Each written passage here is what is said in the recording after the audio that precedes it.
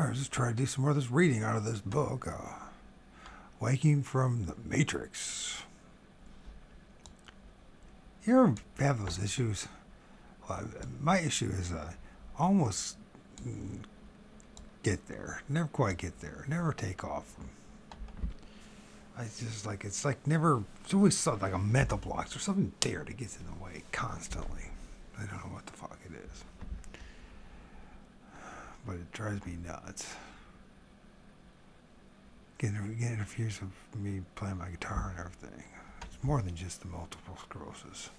There's something going on. So there's like something that's deliberately the way my meat suit, that reduction valve called the brain, has been designed.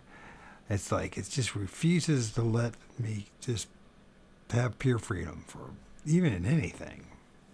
Something always has to get in the way.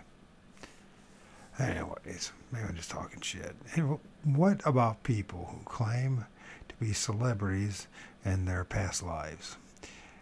At any given time, there are hundreds of people claiming to be Marilyn Monroe, Cleopatra, Napoleon, and so on.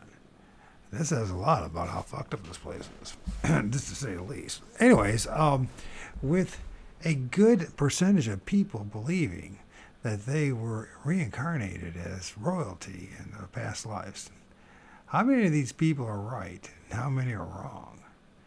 As I will explain later in more detail, it is important to understand that just because a person remembers being what appears to be an Egyptian throne room, it doesn't necessarily mean that their memory is correct or that they were actually Cleopatra. It's possible that they were simply a slave girl standing next to Cleopatra. However, I am also skeptical of the historical narratives of this Earth's history, and will address why later in the book. Good. Well, I can agree with you on that. Also, it could be that this trickster spirit that could be causing all this, like our ancestors told us about. I'm just bringing that up. I believe that adults who claim to have been celebrities in past lives are muddying the water of good scientific research on reincarnation. Instead, we should focus on the thousands of examples of 2 to 6 year old children who provide incredible details of their past lives to improve them by identifying locations and objects they couldn't possibly know about. These scientifically backed and heavily researched cases are the ones most worthy investigating, unlike the claims of mostly adults who did not report such experiences when they were children. See, that's the why. I mean, so you say it can't be, so therefore it can't be. I just don't get that. Near-death experiences, and I could say, you could say something about how the brain operates and how we are early child development, all that kind of stuff. Sure, okay, everything influences. That's the problem, right? Everything that we come here, it's like from our epigenetics, the surroundings, our parents, the people that are in your lives. I mean, in my family, we're allowed to talk. Therefore, I'm not any good at talking. I'm not making that up. We were not allowed to talk at the dinner table. And my dad, he just always wanted us away. My mom, she was batshit crazy. She was actually brilliant as an artist, but she didn't get what she wanted, I guess. She got what was designed for her. Of course, my dad the same way, and the rest of us, for that matter. Somebody's responsible for all this. Gosh darn it. And those somebodies, why can't they reveal the truth to us later on in life? Why if you have this magical power, why can't they just reveal the truth, about to me, about my all my previous lives? I couldn't handle it. Well, how do I know unless I get the chance? Oh, you won't get the chance. Oh, fuck. Here I am again, have to defend everybody else what they have to say. They don't believe anything I say. Why should I believe anything they say? Do you know what I mean? Anyways, near-death experiences also indicate that reincarnation is a real phenomenon. I hope so. When near-death experiences are reported as by an astonishing 200,000 Americans a year. Really? Studies around the world suggest that NDEs are a common human experience. They have been recorded in folklore and many cultures and reported by people from diverse backgrounds and widely varying circumstances. That is, there's www.thepoachtimes, I guess I should pronounce it, or the Epoch Times, is that what it is? The Epic Times. Oh, God, now I get it. The epictimes.com. How common are near-death experiences? Of course, there's another one of those publications that's questionable about stuff. Just saying, it's questionable. It doesn't mean right. It just, I've heard questionable things about it. The fact that approximately 200,000 Americans alone experience NDEs every year suggests that this is an important phenomenon that is experienced by a significant number of people. And this is not limited to America. Millions of people all over the world have likely experienced near-death or NDEs throughout human history. Maybe billions, for that matter. The sheer number of people who have reported experiencing near-death experiences leads credibility to the idea that this is a real phenomenon. These individuals come from all walks of life, from different cultures, and have varying experiences during the NDEs. That's the important right there. Varying experiences during the NDEs. This suggests that the experience is not limited to a certain group of people, but rather can happen to anyone. Maybe. It also can to these fleeting memories of us, and then the other side of things. I mean, you know, I don't want to be that big of a skeptic about near-death experiences, right? So, the one thing about near-death experiences as an issue is the fact that there are such varying experiences, right? You get this tendency to meet the person or the entity that you think the most of, or, you know what I mean? If you're a Jesus freak, it's going to be Jesus. If you're an olive freak, it's going to be an olive freak. And on and on it goes, right? And then, God knows me, I'll probably end up seeing Bigfoot and all the other things, right? I mean, then come back and say, hey, man, there really are Bigfoot on the other side. What I'm saying is that how much does our time here on Earth influence our near-death experiences? I just don't know the answer to that.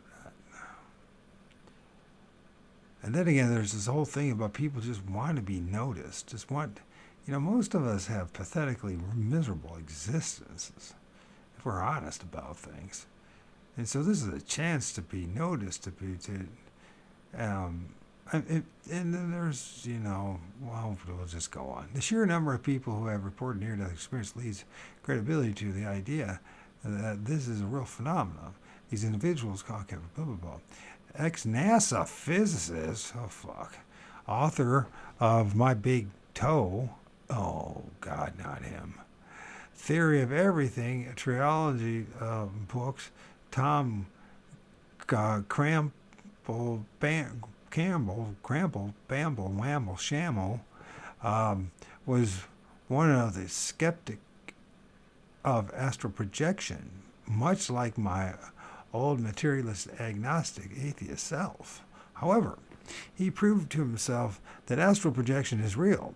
While I believe he may be one of the unknowing or knowing gatekeepers of the system when it comes to the matrix reincarnation soul traps theory, he conducts a double-blind experiment with his scientist friend to see if they could prove astral projection to themselves. They learned astral projection from the father of astral projection himself, Robert Monroe. Is he really the father? Who has written extensively on the topic, or he did at least. After learning together, Tom and his friend attempted to meet in the astral plane. They confirmed their experience separately upon returning to the physical plane, as discussed here. Of course, I can't get to here, so. And so, anyways, we're supposed to take their word too, right? That's what it comes down to, right? Still come down to someone else taking their word. I mean, I'm not trying to be a jerk here, but I know how people are. Approximately 1/3 of the human population has experienced sleep paralysis, which is related to the astral projection. At least once in their lifetime, lucid dreaming, which is also closely linked to astral projection, has been scientifically proven and experienced by 60% of the population at least once. According to a conservative estimate, no one ever fucking asked me if I ever did it. Come on. Astral projection expert Michael Raduga estimates, who has done many scientific studies on the topic around the world, 90% of the people in the world have experienced false awakenings, which also relates to the astral projection. Official statistics indicate that 20% of the people have had an out-of-body experience, OBE, a sensation. Therefore, when discussing astral projection, we are referring to a common natural occurrence. When this comes to scientific evidence and proven techniques behind astral projection, I highly recommend reading the book Hacking Out the Body Experience, Leveraging Science to Any... Hacking out of the body experience, leveraging science to induce OBE. Robert Preston. I heard of that book. I think that book costs a little bit of money. This book is packed with science and a must-read for anyone interested in the topic. Personally, experiencing astral projection was a humbling experience for me. I realized how ignorant I was being about it before, and now I enjoy remembering my dreams every day while practicing lucid dreaming every few days and astral projection about once a month. I recommend everyone to learn these skills. It is amazing to be in control of your dreams and experiences. Lucid dreaming and astral projection are not just for our minds making things up. Millions of people from all over the world have been astral traveling for many years now. One might think that these astral projectors are much closer to the truth of our reality than anything else. This is something that I would have to say astral projection is the one thing that's keeping me hanging on to this whole thing about the soul trap matrix, that kind of thing, and the reincarnation part, giving it a chance because of the astral projecting thing. Because I know I've done that, and I've had lucid dreams, and I'm not very, and I have not tried to be good at it though. I don't know how anybody has any time to be good at it. One might think that these astral projectors are much closer to the truth in our reality than anyone else.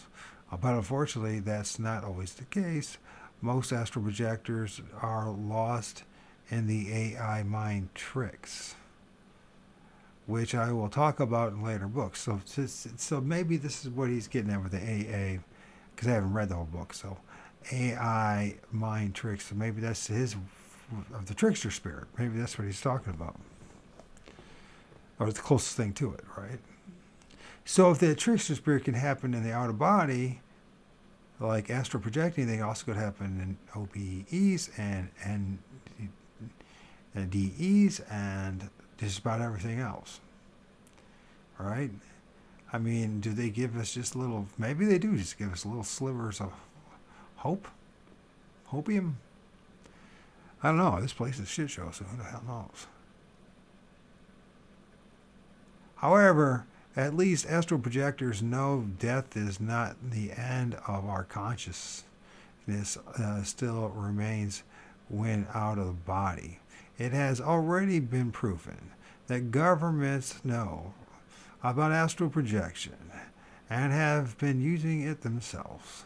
A simple Google search on Stargate Project, oh yes, the CIA remote viewing, will yield many documents on the subject, including those on the CIA's own website. For many materialists, like my former self, this truth may be difficult to accept. There are many excellent groups on Facebook and Reddit devoted to astral projection. It's almost like they've turned that into a religion.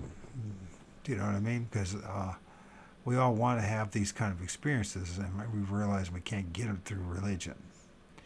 All right? So they're just hoping to have this spiritual experience through astral projecting. And I don't blame them. I don't blame them at all.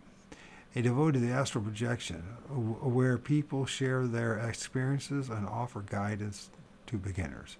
I suggest checking out this image album of mine.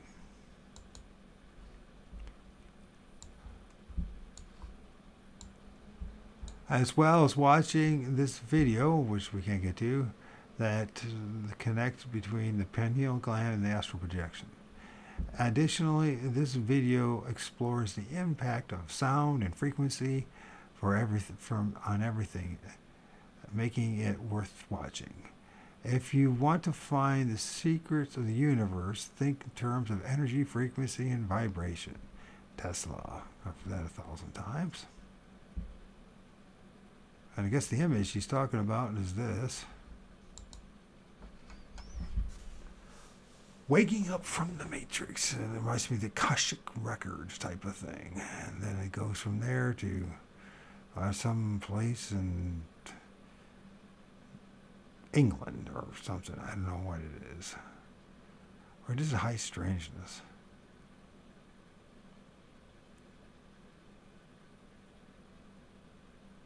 How much is that real? I don't know.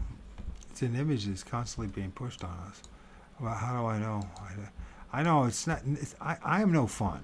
I know I'm no fun. Because I keep asking questions and I offer up doubt. And I don't mean to. I just really want to believe in something. I mean, I don't want to just, no, I get this, and that's not right. I want to know something that's real. That would be worthy of me to convince people to get to the believing stage of it and really go for it. You know what I mean? I would like to know for myself, really. I guess in a day I can't do anything about anyone else. So I just like to know if this is real. And then how do I not come back here? How do I have a pleasant existence instead of existence of pain and frustration and loneliness and isolation and all that kind of stuff? You know what I mean? I just don't want to do this stuff anymore. I just don't. To go through what I'm going right now, having the issues that I have, health-wise and everything, and it's keeping me from actually even living life. I'm just like, this is just, and still sticking around here. I'm just like course, this all goes back to, taking oneself out, huh? Why don't you just do that, Mike? And I'm like, well, I'm too chicken for one thing. And the second thing is, I don't really want to. I don't want to give them any more ammo to send me back here. But that might be just stupid thinking on my part. Probably is. Is the earth a school for our soul's evolution? Emphatically, I say nay. No effing way is this place a school. You couldn't convince me in a million years that this place is a school. Right, waking up, and I'm going to do some more reading. Is the earth a school for our soul's evolution? After awaking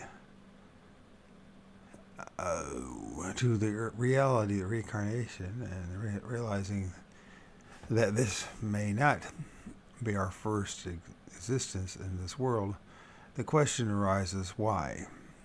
Why must most of us endure a life filled with suffering, including inevitable hardships such as disease, pain, and death, while remaining in a state of amnesia about our potential past incarnations? What may have come before? Is reincarnation truly a tool for spiritual growth, or is it a deceitful trick? I think that the concepts of earth schools, life lessons, soul evolution, and us being tested are all just elaborate scams that we've fallen for. To be blunt, I think that these justifications are nothing more than excuses that people with Stockholm Syndrome would believe, where those with such beliefs gaslight themselves into accepting their reality. Whenever I heard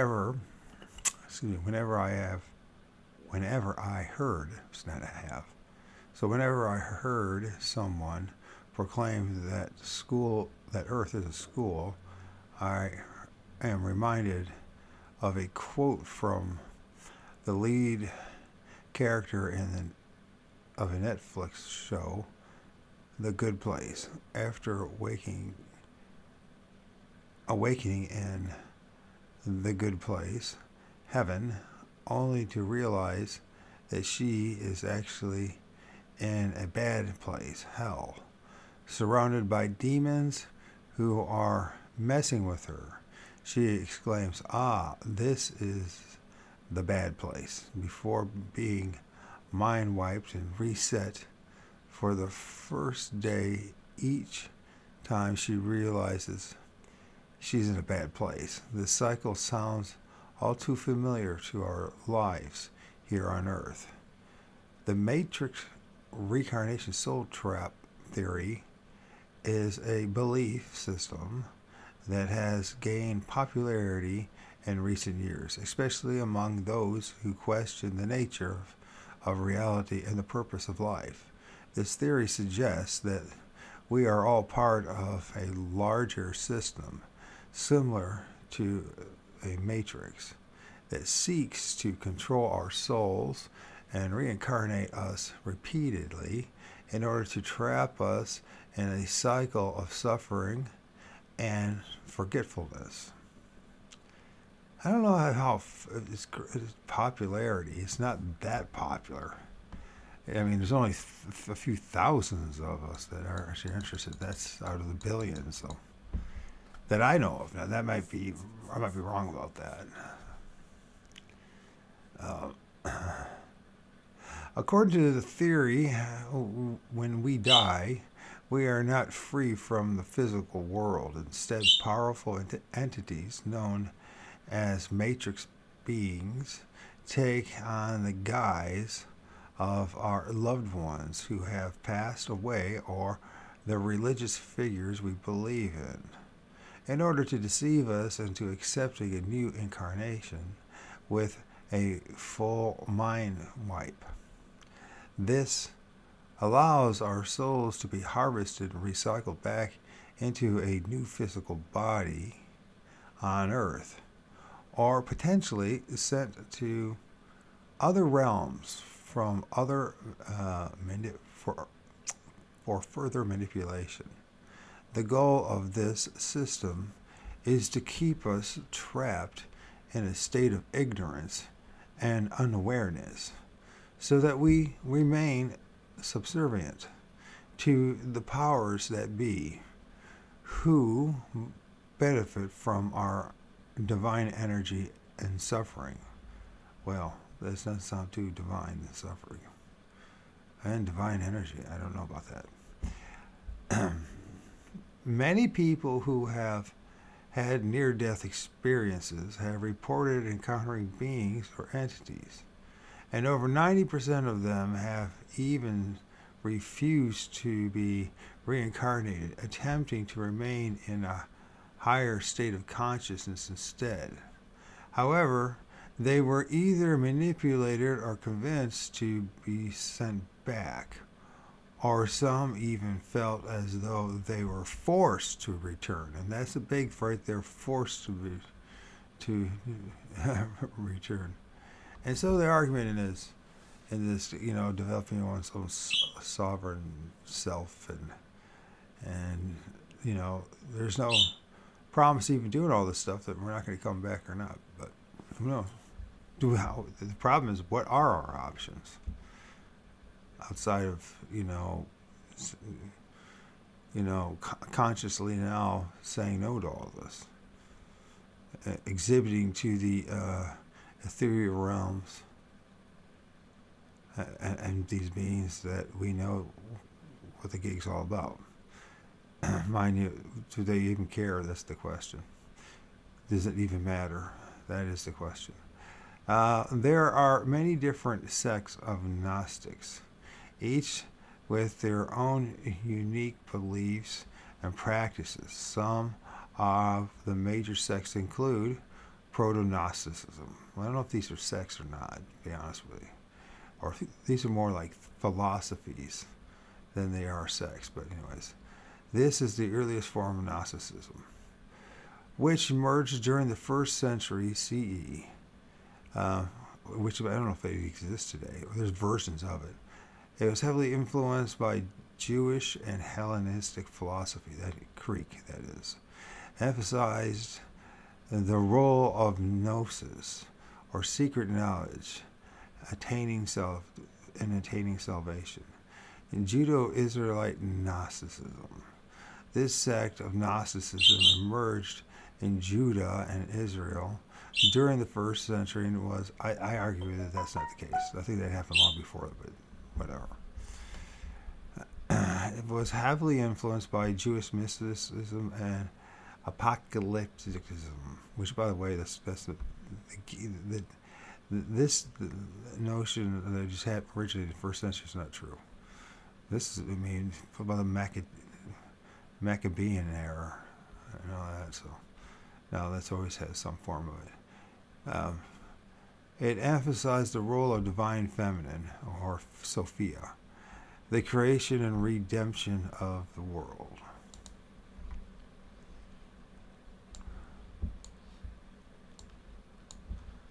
The Syrian Egyptian Gnosticism is a sect of Gnosticism emerged from the Syrian and Egyptian regions during the 2nd century, and it emphasized dualistic nature of the universe and the need to escape the material world in order to attain spiritual liberation. The Persian Gnosticism is a sect of Gnosticism emerged in Persia during the 3rd century CE. And I don't know about that one either. I think that might have been long before that. We look at Zoroastrianism, and was heavily influenced by Zoroastrianism, which was around long, even some would argue, but this is what influenced Judaism. They emphasized the cosmic battle between light and dark, and the need to align oneself with the forces of light in order to achieve salvation.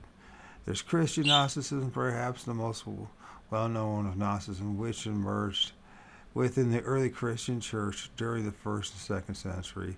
I agree with that. It emphasized the role of the secret knowledge and mystical experience in attaining salvation, often drawn on Jewish and Hellenistic philosophical traditions. And then the Cathars, there's another one. The Marcionites, very influenced by that. Cathars definitely were. That was hundreds of years later, 1,000 years later. These are the main examples of the different sects of Gnosticism that have existed throughout history. He did very limited research on this one, but it's okay. I mean, we probably could. Well, Aeon Bites would probably be the one to start to understand that Gnosticism has been around for a long time. Each sect has its own unique set of beliefs, practices, and rituals. Because each one of these things, like it's just like Christianity. There's 48,000 sects of Christianity today. All right, so to say that all these things, these are more philosophies. That's what I would say. Over a sweeping or general philosophies, not sects. But if he wants to call it sects, go ahead. That'd be interesting if we had a conversation about that. Many have had a significant impact on the development of Western philosophy and spirituality. There you go. Because that's what it is. They're philosophies. Form of that has at times are theological nature too, depending on what sect of that philosophy we're considering. These are the main examples. Blah, blah, blah, blah. In Gnosticism, the Demiurge,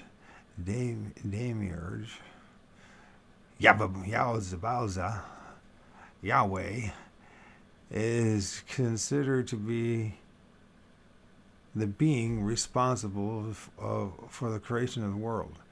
The Gnostics identified the Demiurge of the God of the Old Testament, portraying him as ignorant, malicious, and inferior to the true God who sent Christ to the earth to save humankind from the Demiurge's evil world.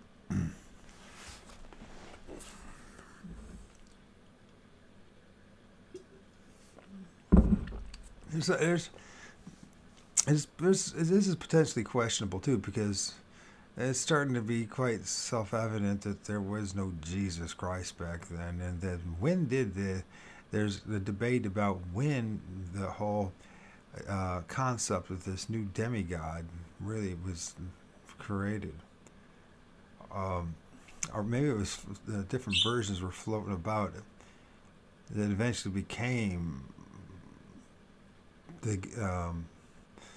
it's supposed to be the Son of God, but eventually it was twisted into being God hundreds of years later. So it's a lot of debate about the whole thing. Anyways, you can write a whole book on that one. Gnostic scripture gave the Demiurge various names, but three of the most common are Yaldabaoth, Samuel, and Saklas. Meaning of Yaldabaoth, Yaldabaoth, is uncertain, but it is thought to be a condensed form of Yahweh, the Lord of the Sabbath. Well, when you're a slave, you're like, thank God I get one day off, right? In the Gnostic creation myth, the pleroma,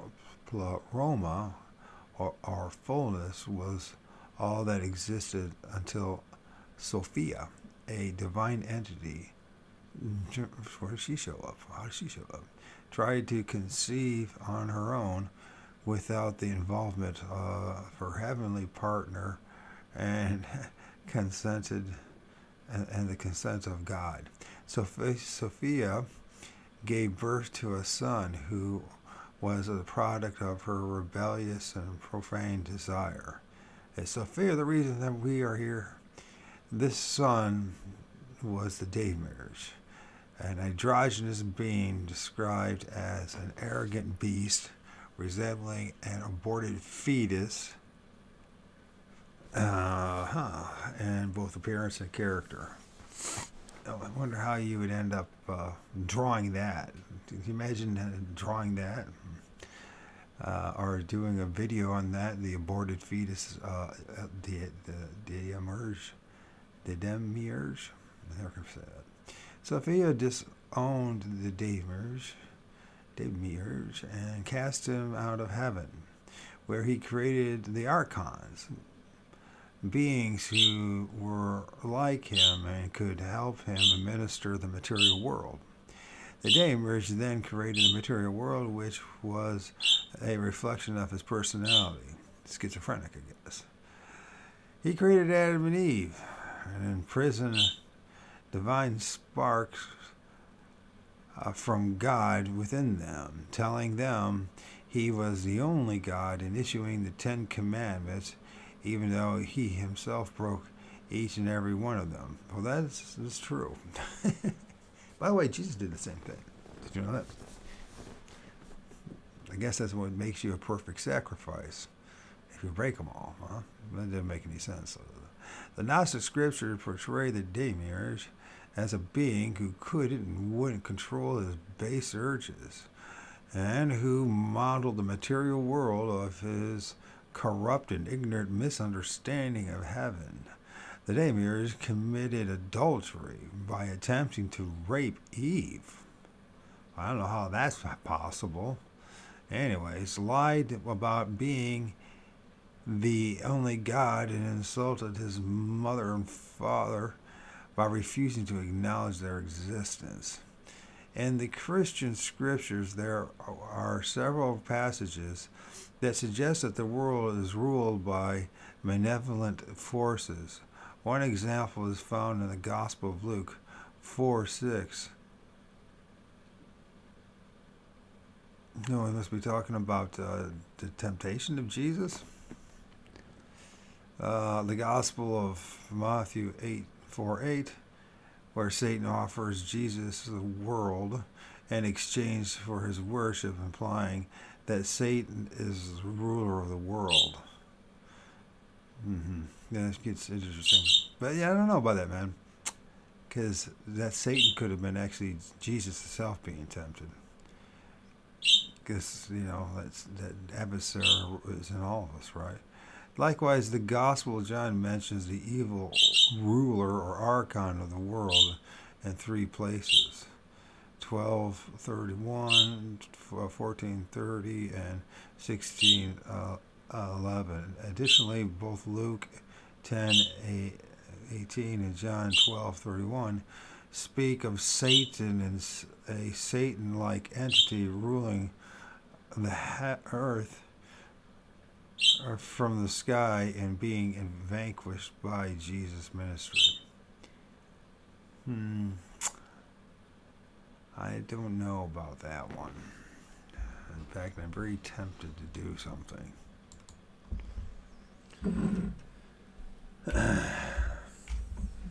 Because that's what I do. Let's look it up. I have watched a few of the videos so far that you mentioned. I haven't had a chance to read some stuff from Mr. Tucker in particular, and they're interesting stories, but so far I haven't. That doesn't mean anything, right? But here's the problem I had until I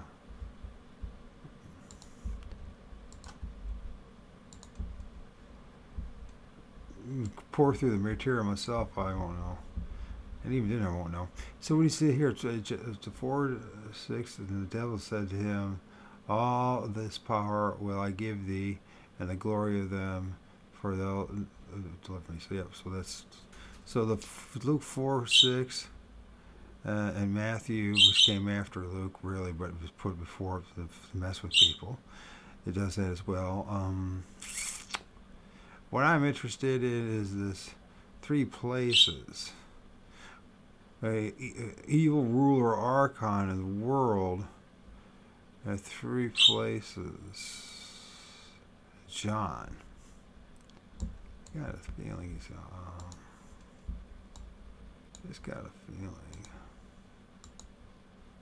Just got a feeling. Even though I did study this stuff, you know what? I don't got a great memory. So, unlike my friend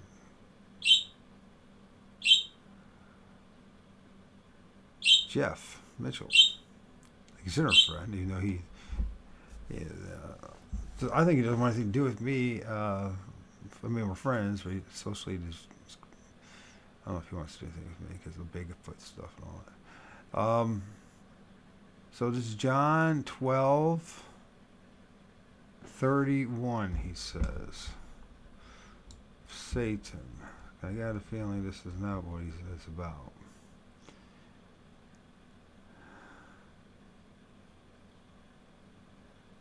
A voice came not to me, and Jesus answered. So the people therefore stood there and heard, and it thundered, and he said, and asked the angel to speak to him. What? The Father, glorify thy name. Then came the voice from heaven saying, I have both glorified it and will glorify it again. The people therefore that stood before heard it and said, it thundered. And Jesus said, an angel spake to him.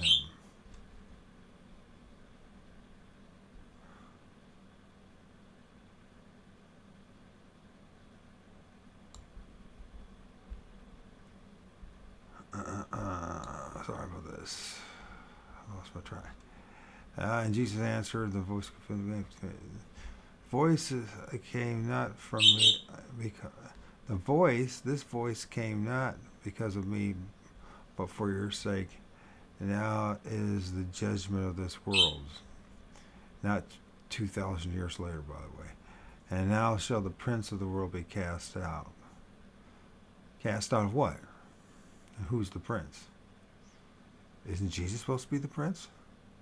And if I be lifted up from heaven, will draw all men unto me. Yeah, he is. Okay. So the prince of this world, that's supposed to be Satan. Is it? Okay. Then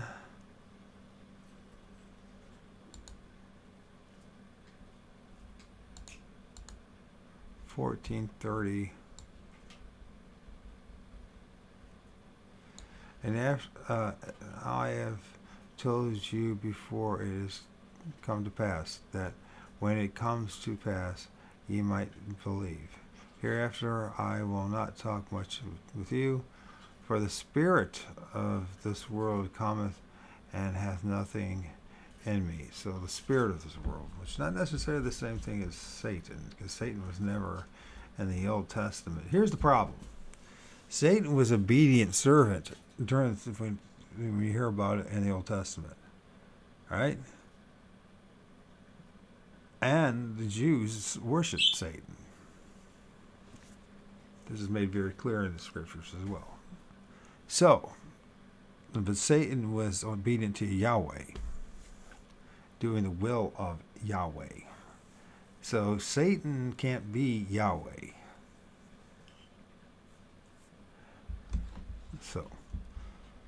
So then what happens is then with the Christian new God that they created, the new demigod Jesus, they literally everything they wrote was opposite of what is actually in the Old Testament. I'm not making that up. So the Satan, the prince of this world, is not necessarily the ruler of this world or the spirit of this world. But there's so much contradictions, who the hell knows, right? And a judge, because of the prince of this world, is judged. Of righteousness, because he cometh to reprove the sins of the righteousness. of judgment.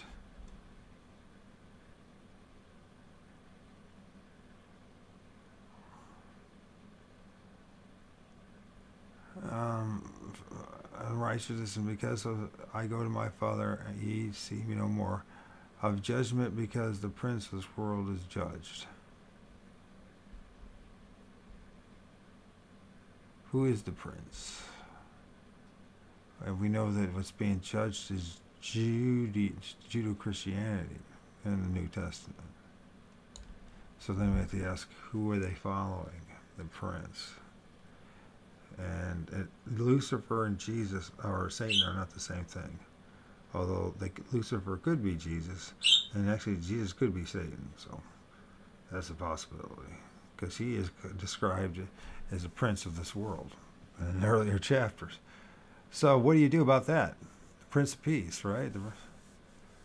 Although he demonstrated that he had no peace in him. It was all about war. And additionally, both Luke 10:18 and John 12:31 speak of Satan.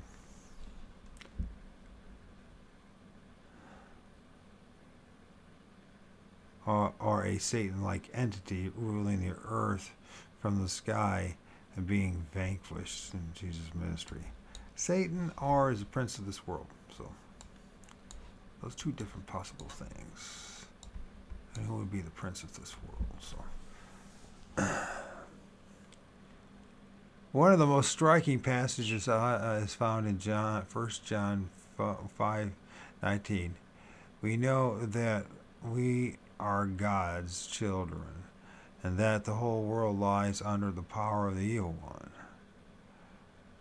This verse suggests that the entire world is under the control of benevolent force, which is in opposition to the loving God of Christianity. Well, the loving God of Christianity thought it was so loving that he would have his son sacrificed, which is just totally everything in the Old Testament about children sacrifices or somebody else paying for your sins, right? So, and he loved Jesus so much that he made sure that all his skin was ripped off him, and he was just whipped and just skin and everything ripped off his body, and he just loved him so much, and he thought the greatest idea was to save mankind was to actually sacrifice him, put him on a cross, nail him to a cross.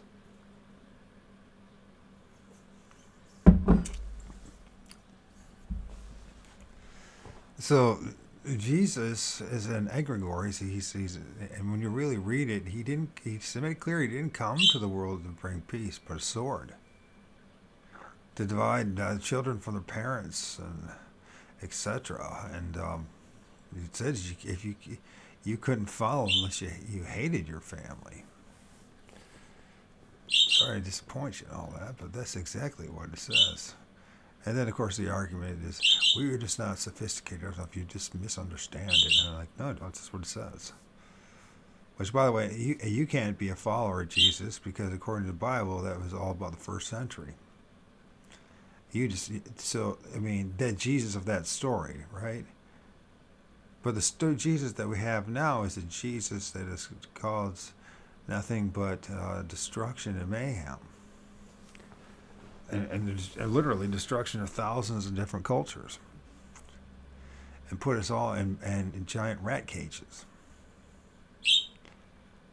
Other Christians were tasked with figuring out what to do with the Old Testament, which they were supplanting with their own New Testament.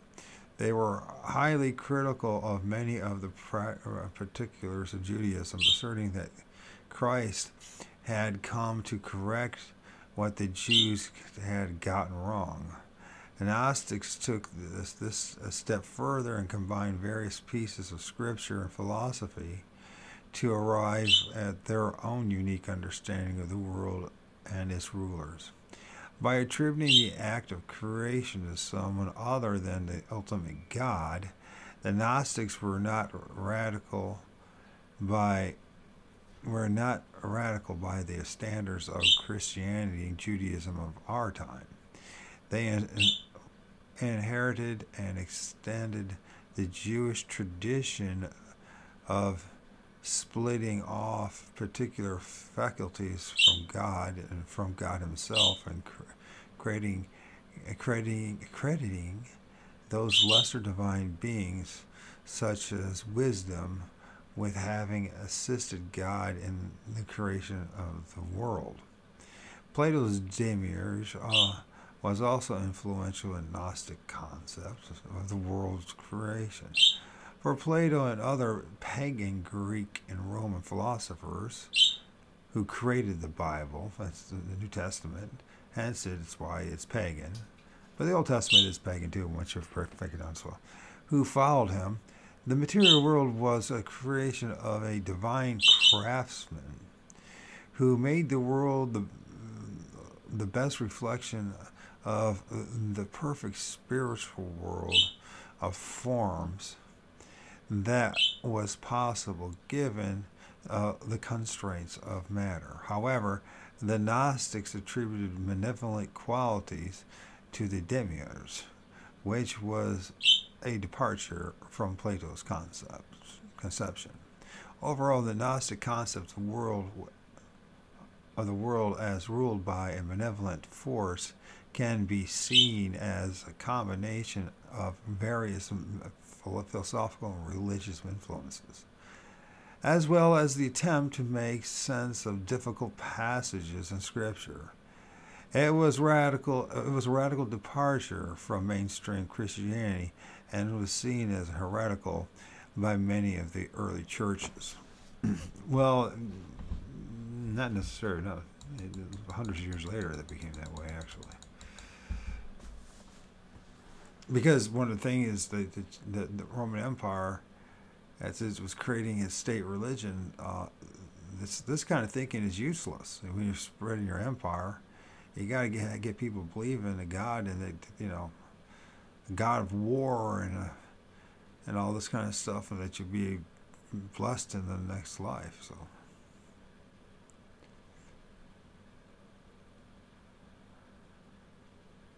It is important to note that while the matrix reincarnation soul trap theory may seem far-fetched to some, it is grounded in various spiritual and religious traditions that believe in the existence of powerful beings and the potential of spiritual manipulation. In the following chapters, we will delve deeper into the evidence and explore the implications of the matrix reincarnation soul trap theory. This theory has gained support from a considerable amount of evidence indicating that it could be the truth. In this book, I will present over 20 different data points that shed light on the reality of this theory. Many proponents of this theory believe, well, how is this first of many? Many? Where are these many? I want to talk to these many.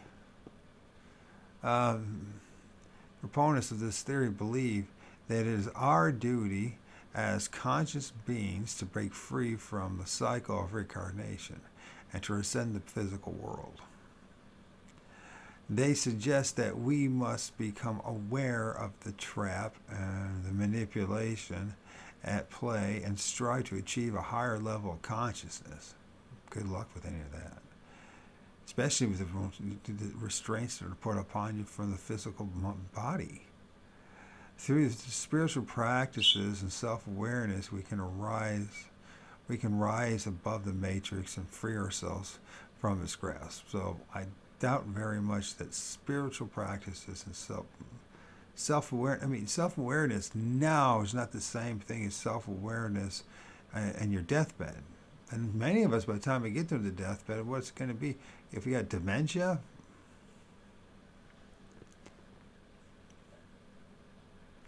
good luck in that, you know what I mean?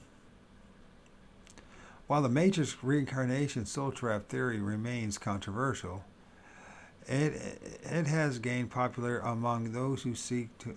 That's not. I mean, I discovered it myself back in 2022 when this book came out, but I didn't know about the book. And I started thinking about that after those 2 years, warning people about the global inquisition and eugenics program that was going about.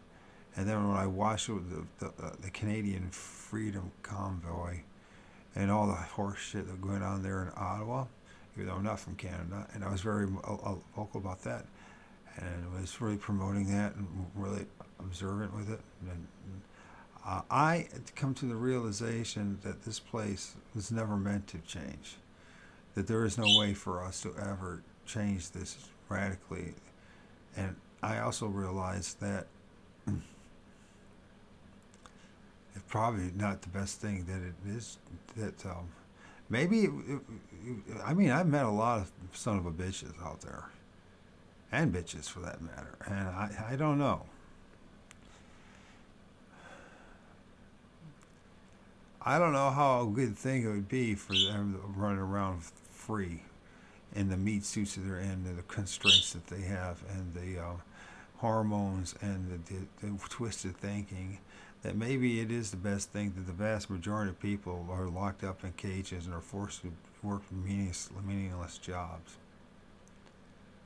That sounds heartless, but when you really look at it, you know, okay, so get rid of the Jesuits, the Roman Catholic Church, which would be a wonderful thing, or the J. Crew and their synagogues and all that kind of stuff, right? That'd be great. That'd be a wonderful thing, right? And let's don't forget about the mosque and all that kind of stuff. Get rid of all that one thing. It would just be replaced by more madness. But the vacuum would be filled with this potentially even worse stuff, or potentially better. But in the long run, it all goes south because of us. You know what I mean? You can blame the Damiers all we want for, you know, or these chronic forces for creating us, but in the end, we were created apparently to create chaos. To me, it seems like we were created actually to destroy this place. And it seems that we're doing exactly what we're meant to do, right?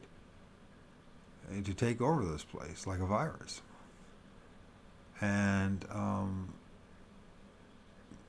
while the Matrix reincarnation soul trap theory remains controversial, it has gained popularity among those who seek to understand the deeper meaning of life and death.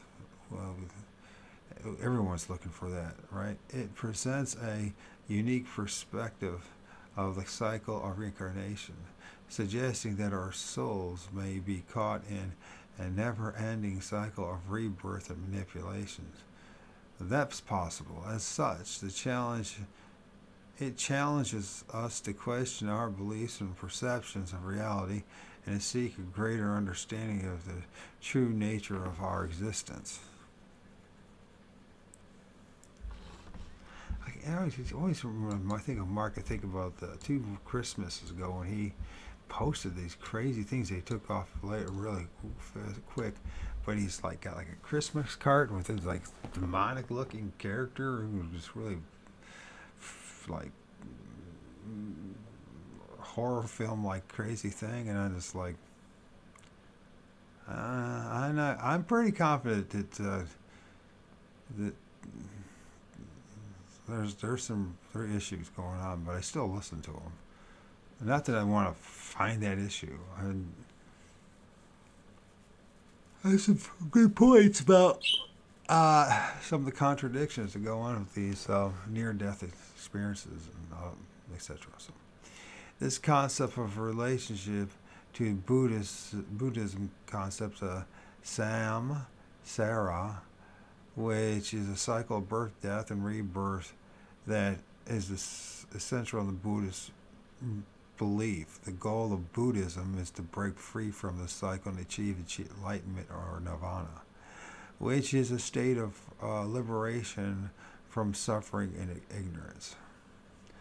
The Matrix reincarnation soul trap theory suggests that Buddhist concept of samsara is actually a manifestation of this larger matrix system that is controlling our souls. In other words, the goal of this system is to keep us trapped in samsara so that we remain unaware and unable to break free. And the implications of this theory are far-reaching and have sparked intense debate among believers and skeptics alike. I haven't seen that debate. Where's the debate?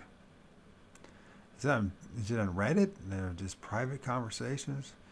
Because I haven't seen it. Some see that this theory is a warning to awaken to the truth and break free from the system, while others view it as a dangerous delusion to promote paranoia and fear.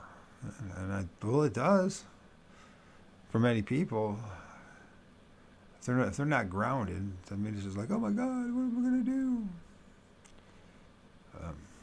Regardless of one's belief in, remember, it's belief, knowledge. That's not knowledge, it's belief. And this theory, it is clear that the concept of a matrix-like system controlling our souls and reincarnation arises important questions about the nature, the reality, and the purpose of life. It challenges us to question our assumptions and beliefs about the world around us and to seek deeper understanding and truth, which is extremely elusive and very rare when it comes to these things. The concept of the wheel of life and samsara are closely related to the idea of the matrix, reincarnation, soul trap, and they provide a framework for understanding how reincarnation may be used as a tool for spiritual growth as a form of entrapment. Going back to the Good Place show, after Eleanor realized she was in the bad place, her cycle of mind swipe and resets, reincarnations, in our case, kept on continuing, and she got messed with in every which way possible. Spoiler alert, until the end of the paragraph, that actually makes the show a better viewing experience for those who know the truth of this realm. Until the reset stopped, as she was tricked into believing that she converted the main demon archetype who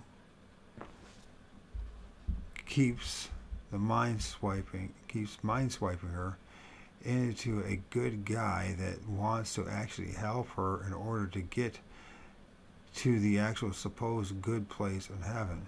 So she believed that the main demon and his AI helper were on her side the whole time. The spirit guys, or gods in our case. But little did she know that she was actually still being messed with the whole time. All of her to eventually get tricked into consenting for her essence being fully destroyed, or in our case, merging with the source, the demerge, to be reused again as a battery in a reincarnation mind swipe limited experience. At the very end of her own accord, the Matrix controllers, which I believe to be AI, she was dealing with placed a brilliant game. She was dealing with played. Okay, that doesn't make sense. She was dealing with played a brilliant game against her and her friends by making them think that being eternal could get boring when the kind of eternal afterlife they served them was on their own terms with very limited freedom and creative abilities. Not the kind of eternal afterlife where we can create our own realms and do anything we want as godly spirits with immense creative powers. More on the Good Place show here. When it comes to Earth being a school for spiritual growth, Dan from Overwatch Project explains it so well in this video, which of course we can't get you to. But it is a good job of it. Dan does a good job, and I will present his example here. Let's say you've got through high school and came out with an average grade, and once asked if you could have done better, you said yes, I could have, and then they inject you with ZIP to give you complete amnesia, so you don't remember anything that you learned over the past 4 years. They'll throw you into school over and over again when you graduate. Let's say, according to this hypothetical, you also regress your learning progress each time. Now, wouldn't that make more sense if, now wouldn't it make more sense if when you got down with high school, or maybe it's supposed to be done with high school, you get the opportunity to keep some or all of the memories from high school. So that's supposed to be done, not down. Which one do you think would benefit you as a learning experience? Of course, to keep what you learned, right? Not forget it. Where they gave you complete amnesia each time, and the one where you brought some or all of the knowledge back from that last 4 years. Surely it would be a better learning experience with some of the memories, at least, since you've already gone through many mistakes before that you wouldn't have to do again, whereas if you were thrown in it with full amnesia each time, then how are you learning anything? Especially when we consider the cases where people reincarnate thousands of times, I don't know about that one, to learn the same lesson as William Bowman and the gatekeeper in Dolores Canyon talk about in their books. That would be considered the worst school of existence if it can't teach something over thousands of lifetimes. If one can't learn over thousands of lifetimes, surely they can never learn whatever they're trying to learn, right? Do you smell the scheme I am smelling here? Yes, and the scheme could also be the soul trap matrix, right? Because it could be that that's not the case either. So, it could be the case. I don't want it to be that way, but I always would be skeptical about everything after everything I've gone through. I think you should too as well. So we So I'm going to take a break here, driver 8. And he's got lots of academic. Tell us some of your academic qualifications, please. Well, I'm a medical doctor. I'm a physician. Now, this is Jim Tucker, who's an old friend of mine, and he's got lots of academic. Tell us some of your academic qualifications, please. Well, I'm a medical doctor. I'm a physician, and I'm a board-certified child psychiatrist. I am the director of the Division of Perceptual Studies, and I'm also the Bonner-Lowry Professor of Psychiatry and Neurobehavioral Sciences at the University of Virginia. So shut up and listen to him, all right? Now, I want to talk to you because you know about as much about reincarnation as anyone on the planet, I think. Start off by telling me about Ian Stevenson and then why you got interested in him. Yeah, so Ian Stevenson was the chairman of the Department of Psychiatry here having a perfectly successful mainstream career, when he got intrigued by reports of young children who said they remembered a past life. And these were from all over the world, and he went and investigated a number of them, got more and more intrigued, eventually stepped down as chairman of the department and focused full-time on this work, looking mainly to see could the children's statements be verified to confirm that the child actually did remember a past life. And he started this in the early 60s, and we've been going ever since, and now we've got over 2,500 cases. 2,500 cases. Yeah. So, what drew you to this? Well, I got intrigued by the question of life after death, which is one that I think intrigues everyone to at least some extent. They ought to. Yes.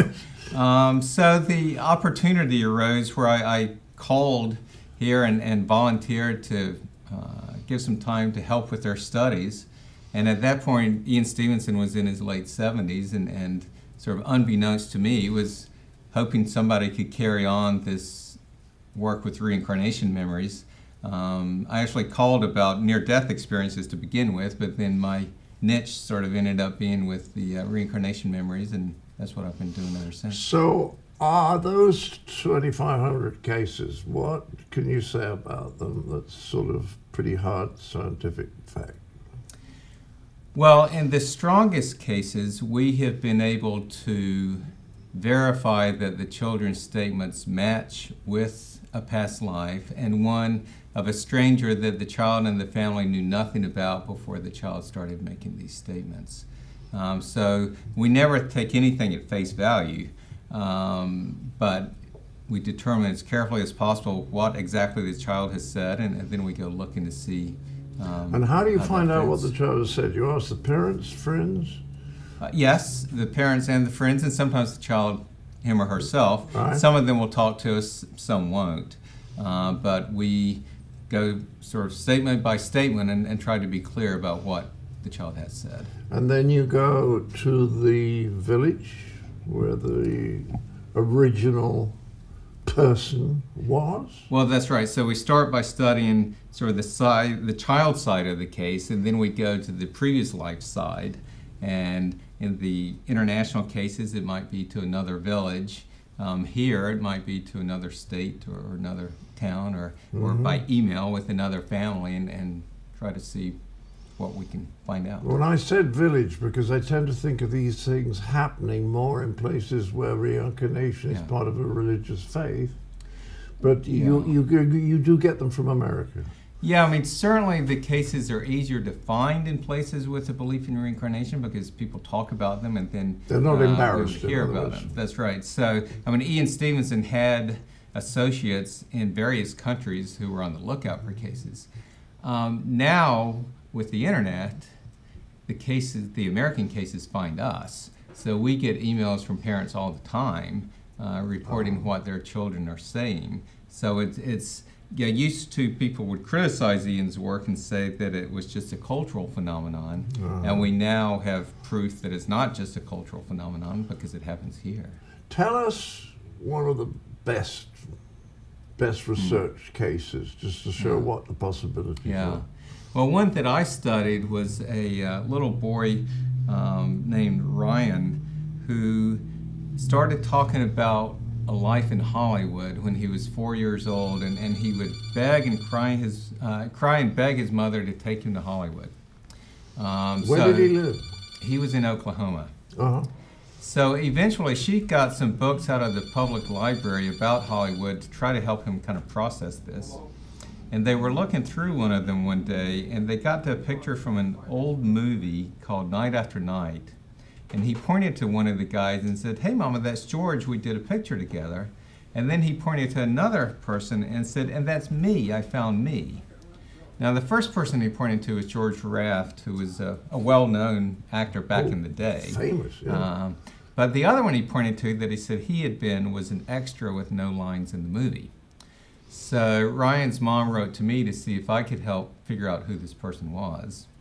And as we were working on it, she was sending me emails sometimes on a daily basis with all these statements that Ryan was making. So we got documentation of everything he was saying. And then eventually, with the help of a Hollywood archivist, we were able to find out who this person was. This archivist went to the library of the Academy of Motion Picture Arts and Sciences, got all the materials on this movie Night After Night, and there was one shot that included him and gave his name, a guy named Marty Martin. And Ryan had described quite a life, which, to be honest, I felt was unlikely for an extra with no lines in a movie. But it fit Marty Martin's life. So Ryan said how he had danced in New York, and Marty Martin danced on Broadway. Ryan said that he then went and worked in the movies, which Marty Martin did, mostly working on dance in the movies. He said that he then worked at an agency, and Marty Martin started a successful talent agency. He described this life of going to Europe on ships and so forth, which Marty Martin did. He also said that the street address of his house had the word Rock or Mount in it, and Marty Martin lived on North Roxbury. And then also one time he said he didn't see why God would let you get to 61 and then come back again as a baby. And Marty Martin's death certificate actually said he was 59, but when I looked into it, I found census records and marriage listings and passenger lists that all gave ages, which meant, in fact, he was 61 when he died and not 59. So altogether, we were able to verify that over 50 of Ryan's statements matched Marty Martin's life. And Marty Martin was an obscure person who died in 1964, and then... So there was no information anywhere about him until you started to dig. Well, that's right, and now there is more on the internet because of this case, but at the time there was nothing on Marty Martin on the internet. So, what conclusion do you have? Well, what we can conclude from that case is that, most conservatively, we can say that Ryan had knowledge of this life in the past. Now, his experience of this knowledge was that it was memories of a life he experienced.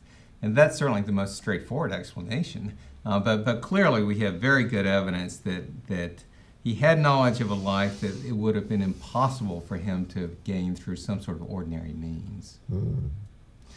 So that's the kind of case that we are trying to explore. Can we rule out that the knowledge that fits, that there were no ordinary means where the child learned it, and in a case like this, well, there can be no sure ordinary means. No, absolutely There not. has to be some kind of psi explanation somewhere along the line. That's right. It certainly seems to be something psi or psychic, like you say, to explain it, because there's no way to explain it away. Thank you.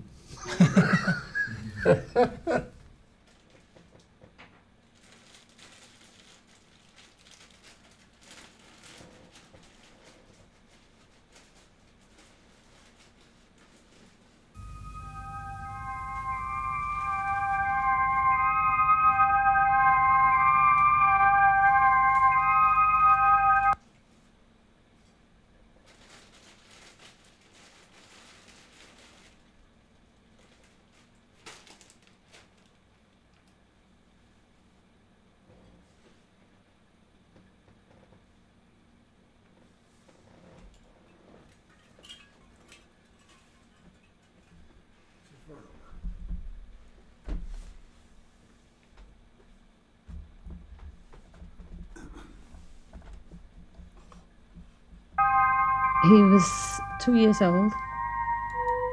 He saw a lady on TV and he said, I was one of those when I was a girl. So I said, all right. When were you a girl? He said, before I came to you. This came out over a period of time. Before he came to us, he had been a girl. And he got married, and he married a man called George. And they'd had a baby, and George didn't like the baby. So she had taken herself and the child to a bridge and jumped off it and killed herself and the child.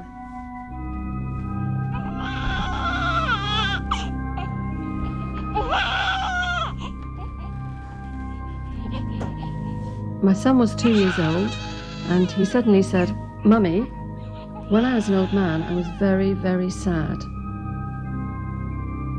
And I asked him why. He said it was because his house had burnt down and his 2 daughters had been standing at the bedroom window in their smocks, and they were burnt to death. Around the world, thousands of children from different backgrounds and religions have described a life they have lived before. The belief in the survival of the soul is an ancient one, but the fact that these children talk about events which seem beyond their childhood experience is considered by some to be evidence of reincarnation.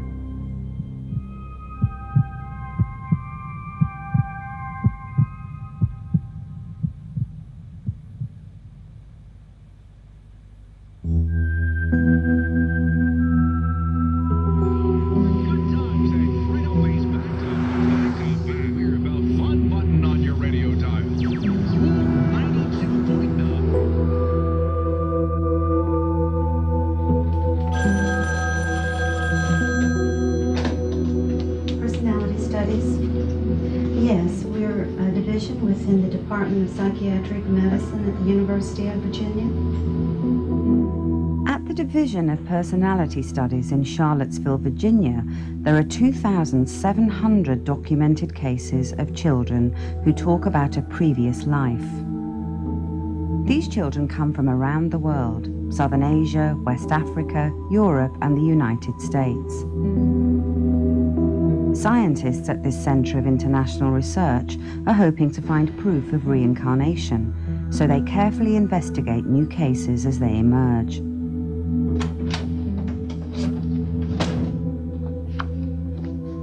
My son Harley was 3 years and 3 months old when I first heard him speak of something which indicates a prior life experience. It was on Halloween, 1997. I don't have a problem believing in reincarnation, though until Harley started telling me things about his other mama, I never really thought about it in any concrete way. I would like to ask him more about it, but I don't want to do so in a way that will suggest answers to him. Any suggestions? Sincerely, Pamela Pesco-Solito.